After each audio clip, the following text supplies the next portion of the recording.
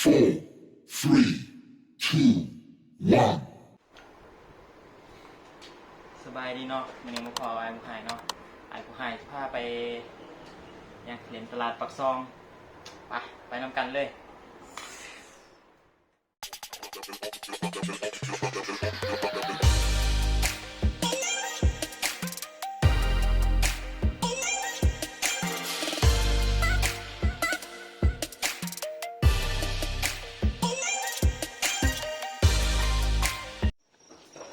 นี่มาแล้วเนาะหน้าตาก็เปียกเครื่องใน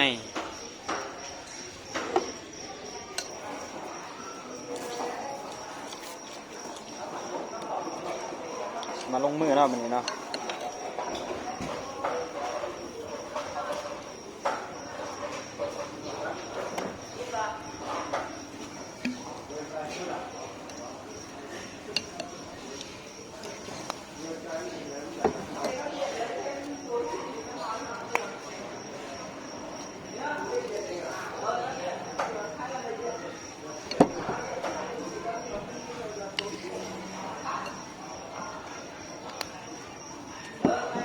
ใส่ทุกอย่างที่ขวางหนา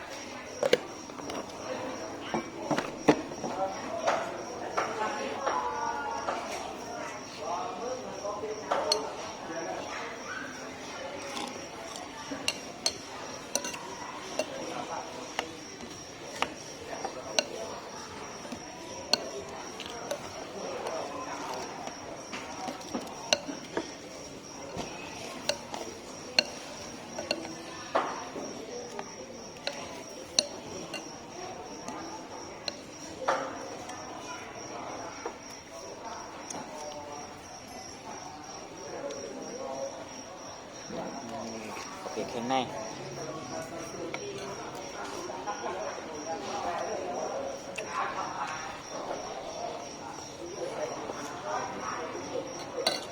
หอน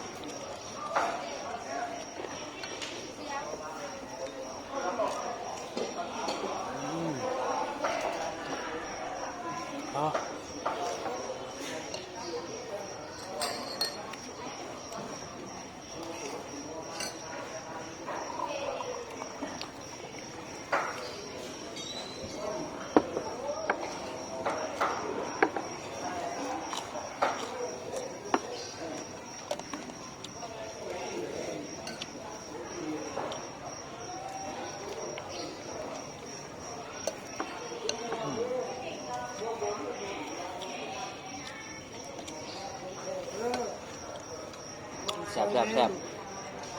ถ้าของแท้ บริสุทธิ์หรอก คนคนไทยคือ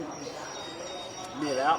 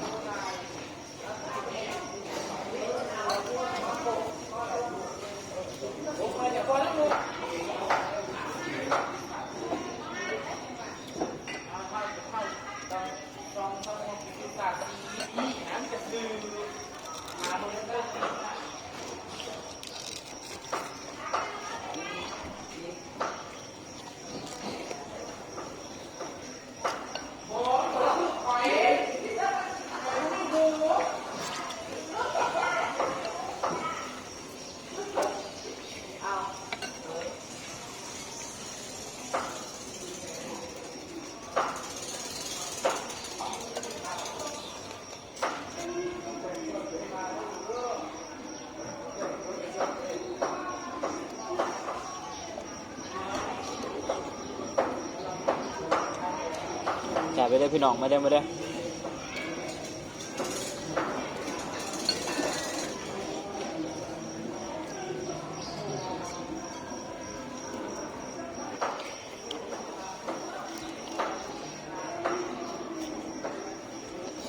ตอนบักลายนี่กินแต่ตอนก็อิ่มล่ะ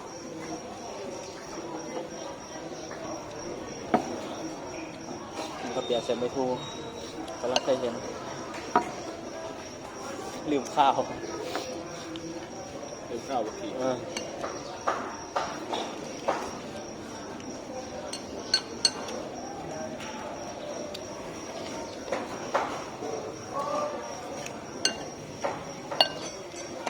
เกี่ยวย่างรอตลาดอยู่ปะ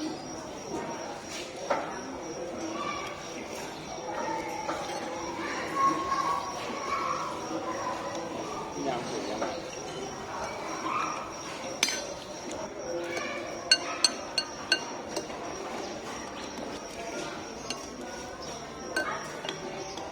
คือไม่อิ่มเลยเด้อผม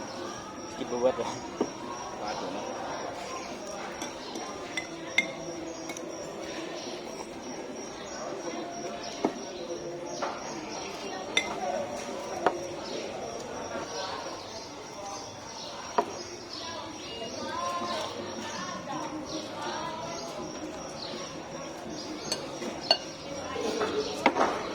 จะได้เด้อกินไปเวิร์ดหรือว่าบักลายนี่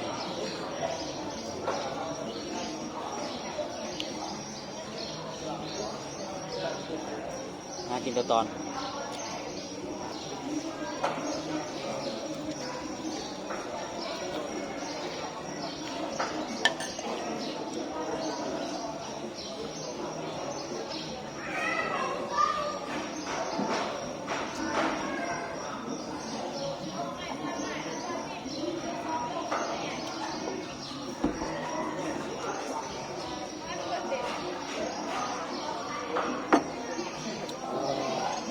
กินได้ปะเนี่ยกินจนแน่นดีรอบอกเลยว่าทั้งแสบทั้งไฮไลท์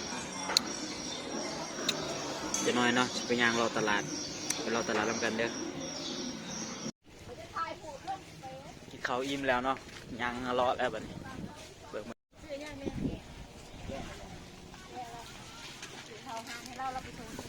บรรยากาศตลาดเมืองบ้านข่อย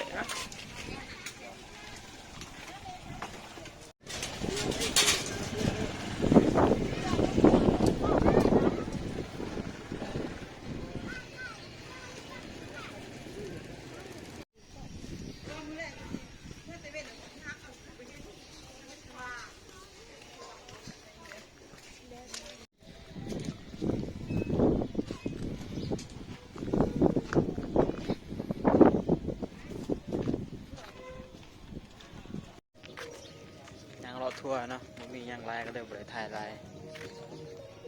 ย่างเมื่อครับบัดนี้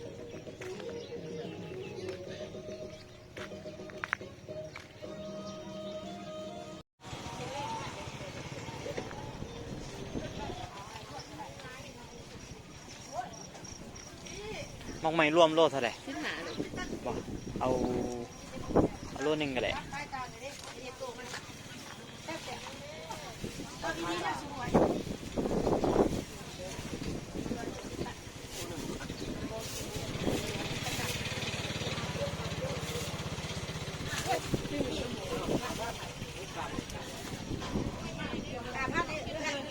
เชียงไม่ร่วมไปเฮ็ดห่อเขาเนาะ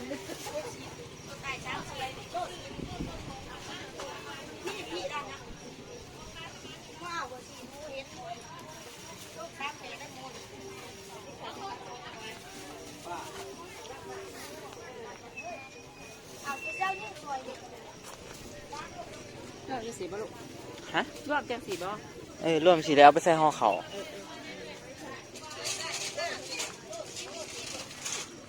เดี๋ยวจ้าเอาเงินมาให้แม่นะลูกไปหาพัน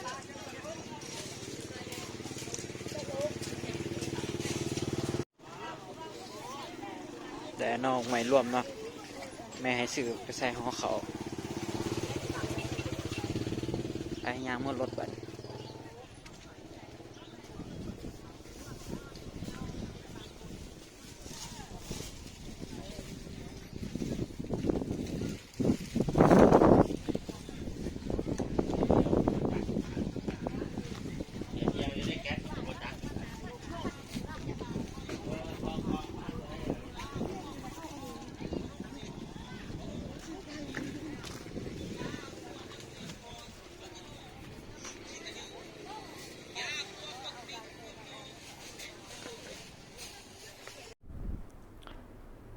ก็จบลงแล้วเนาะสำหรับคลิปอายมันผู้หายไปเล่นตลาดปากซองก็อย่าลืมกดไลค์กดแชร์ให้กันแหน่เด้อเพื่อเป็นกำลังใจให้เฮ็ดคลิปต่อไปก็ฝากติดตามช่องอายมันผู้หายใน YouTube แหน่เด้ออย่าลืมไปกดไลค์กดแชร์ให้กันแหน่เด้อบ๊ายบายสำหรับคลิปนี้